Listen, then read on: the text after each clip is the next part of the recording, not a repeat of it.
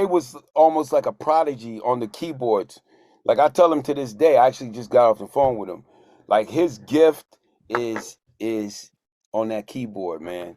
And that's I feel like that's why the record sounds the way it does, because like and he has a certain energy about him. It's not just that. It's he has a certain energy about him. It's like I don't know what it is, but he's magnetic to a certain level. And he's kind of crazy, but he has like some genius to him. But it's like if you can deal with the crazy enough, you can get the genius out. what you mean deal with it? If it wasn't for him, you need somebody like that because I didn't say you didn't need him or not. I just was saying, stating the obvious. I didn't say we didn't need him. I love what happened. I mean, it's magic. What happened? All of the, like, you gotta think of all the crazy ideas. True artist. Yeah, he's a true genius, dude. He's not crazy. He's just a genius. Like he's like Einstein and the guy that made Frankenstein. Like he's like a mad scientist. They got crazy. Ain't nothing wrong with crazy. Crazy is good sometimes. Dude, just wild. Well, I just think of like all the ideas that we had, like they were all accepted by all of us. We were like, hell yeah. Right, but he had some ideas that weren't accepted also that was pretty fucking crazy and out there. Yeah. So it goes both ways. Yeah. So Imani, break down one of the ones you guys kind of, what was it about the things you didn't like? No, it wasn't about the thing. Some things are unique for himself. Like when we went to the party and he had on panties and he had on a trench coat. And like in his idea, that'd be dope if we all did it, right? It ain't dope because we all don't want to do it. But if you want to do it, homie, more power to you. And we got your back. And he did it. And he did it. And it was a bad idea when we went to the party. Bad idea. But for him, he thought it was amazing. He lived it. You gotta love him, though. I think I would have sat that one out too. You gotta love him. You gotta love him. Okay. And then one thing I'm always interested about this era is, you know, with the Toddy T's, Mixmaster Spades, King T, Ice T, and then we get the Tone-Locs, Young MCs, N.W.A, the Ruthless Records stuff. There was a lot of diversity in LA, even though gangster rap became so prominent and dominant. What made you guys know or understand and not feel like overwhelmed by the gangster sound to be able to Nah, that's an easy question because we ain't gangsters and we really from LA and we have homies that do that shit, but we was so happy just to be ourselves. It was too much of that shit. And we used to dance and shit. And gangsters are talented as fuck. And some of them can do other shit besides gangbang and shit. And so some of them, they make good music and shit. So we was actually listening to gangster music the whole time. But it was like, I can't make gangster rap because I ain't no gangster, but I'm from the hood and niggas around me, I understand the story and shit. So that's why they love the hood love passing me by. Because we honest. It's genuine. It wasn't us trying to be something we wasn't. And plus LA is kind of like, it's a mixture of both. Like the gangster rap was popularized by Los Angeles, but then there was always guys like us. There was always guys like us. Before the Pharcyde, there was always dudes like us that was living in LA in their own coexisting. You know, we coexisted in the gang in that whole. We was the niggas with the funny haircuts that Ice Cube talks about. We had our own thing. We had our own thing. I was a skater. You know what I mean? Like, right when all of my friends that we played football in the streets, right when they turned gangbangers, I was just a skater, man. I couldn't be like, it was just too much. Some niggas became DJs. Some people became gangbangers. Some people became DJs. Everything just kind of took its course of where it was supposed to go. You know what I mean? Yeah. It was so interesting. That was a very interesting time. Yeah, and I think it was way more diverse. Like I was saying, and like you guys are saying, I think it was way more diverse than people remember or want to acknowledge because there was a lot of other stuff that was going on from LA. But the shit that was hitting and the shit that is known for is that gangster shit, though. Yeah, but Young MC and N.W.A, for instance. N.W.A was like the biggest shit since sliced bread, right? And then after that, you had Ice Cube, right? And it just kept on getting, like, I guess that's what it was. It was the N.W.A family. And then you had G-Funk. Then you have Dr. Dre with the Death Row and all that. That's what LA, that's how you look at LA from the outside. Yeah. I mean, but LA is like the gang capital of the world, but it's also the entertainment capital of the world.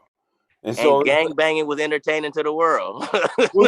But I'm saying, like, so but then if the scene that we was a part of, it was called the trendy scene, and it was basically like a dance scene, like amongst all the high schools in LA, and it was kind of like, you know, Uncle Jam's kind of like West Side Story meets the Warriors. Like Uncle Jam's Army was a part of it. Like a lot of the OG DJs in LA were a part of it. But it was basically a dance culture in LA that if you weren't gangbanging, you were most likely a part of that. So no, we had our own gangs. We had there was a trendy. We had our own trendy gangs. Yeah. And a lot of those guys graduated to become real gangsters. Okay. Sex jerks, KODs. Yeah. It was that real. And them days, that was real shit, boy. You couldn't go to certain places. It was real. It was always lit. It was always lit. LA was always lit. It was always lit on its. It was always lit on its own levels. Yeah, that is for sure. So how did that, when you guys went on the road, how did this reality affect you, if at all? I remember we opened up Ice Cube. We opened up. That was open. That was dope. Just because you know we were a new act and Ice Cube needed an opener, and so we were opening for Ice Cube fans. I remember there was a show in Seattle, probably like one of our third shows that we've ever done. I got on plaid pants, and you know, we're singing Your Mama. And there was this one dude just like didn't have any idea what he was watching. And he didn't like it. He was just, get the fuck off stage! Get the fuck like so. You already know. We also went on tour with Crisscross too. So just to show how far we go. We was opening up for Crisscross and we was opening up for Ice Cube. So we had our fan base is all over the place, dog. And then we did Lollapalooza for 2 years straight. Went on tour with Korn. You know, it's a lot. Korn. Very diverse, man. Well, I remember you guys, I saw you a couple of times around this time or a little later too, but I remember you had your own headlining tours, but then also did stuff with Cypress Hill. So that's right. Cypress Hill, 311. It was a very, very diverse. Very diverse. Yeah. Okay. I think they were doing something like that back in the day too. They wanted to keep mixing it up. You know, like even like the Lollapalooza stuff was like, it was really a mosh posh of different genres. You know what I mean? That was just, you know, kind of cross promoting pretty much. You know what I mean? Getting everybody connected with everybody else. I think it was a positive thing. Yeah, I mean, it's basically record companies just putting their artists on the road. They're like, I don't give a fuck who you. And working that machine. Get your ass out there. Get on that stage. Sell these motherfucking You records. better get on that. I better sell me some motherfucking records. Better sell me some motherfucking. What you doing over? You bet. How come your ass ain't on that? Get your ass on that bus. Sell me some motherfucking records. And one thing that I always appreciated about your guys' music too was the humor element of it. But it was presented in a very different way. So how did you each three individually develop your own kind of sense of humor? I think we bounced off of each other. You know what I mean? Because, you know, it's just the way that we were. You know, like the people that, our circle of folks that we hung with, our jokes were really dark. And we just laughed at that shit. Like every crew, like even us individually, the people that we hung out with outside of us was funny as fuck. You know what I mean? And, you know, and then, you know, like Lip always watching Richard Pryor, and then, you know, like Eddie Murphy, Delirious. This like input for output kind of deal. You know what I mean? I think at the time everybody was taking themselves too serious, and we was poking fun at everybody and ourselves. And because it was just like it's not that serious, and I think that just carried itself through everything. That was like part of the whole everything. No matter what, you can make a joke out of it, or you can find the humor in it. That's all. I mean, oh yeah, yeah. And it was just 24/7 the mama jokes too. We were talking about growing up in LA, and that was a big part of growing up in LA is you had to be able to defend yourself when it came to talking somebody comically shit about you. Exactly. We call it bagging. I Bagging. don't know what they call it all over the other world, all over the world, but Capping. The dozens. in LA we call it Dozens. bagging. And you know, me personally, like I took a lot of jokes. I had a lot of jokes thrown at me, and after a while, you start to develop your own, and you know, you start to develop a defense mechanism, you know, and get good at you know, and get a good sense of humor. And I think a lot of our sense of humor came from just junior high school. Okay. Yeah, I mean that's just the way it was. You know what I mean? It's like you grow thick skin for sure. You know what I mean? But man, the circle from J Swift, oh my God. You talking about somebody so funny that he even just makes jokes at himself, hardcore wise. You know, it was good. Well, I remember too when I first met you guys. It was a little later in your career, but with Lab Cab in California, and Big Boy was your bodyguard. So you even had your bodyguard cracking jokes. Oh my gosh. So yes, yeah, he was traveling with you guys. I saw you in D.C. I'm from Maryland, so I. Dang, you saw the real Big Boy. Yes, the real big boy. The real big boy. Yeah. When he was a bigger boy. Yes. Uh-huh. Yes. So as has continued throughout your career, you know, Jay Swift leaving the crew and you guys having different members coming in and out of the group and different things, solo records, etc. How has that affected, you know, you guys coming back together and reforming on a regular basis also? Well, to me, I feel like we learned a lot when we were separate. I mean, I had my solo career, and meaning that my whole budget came from me.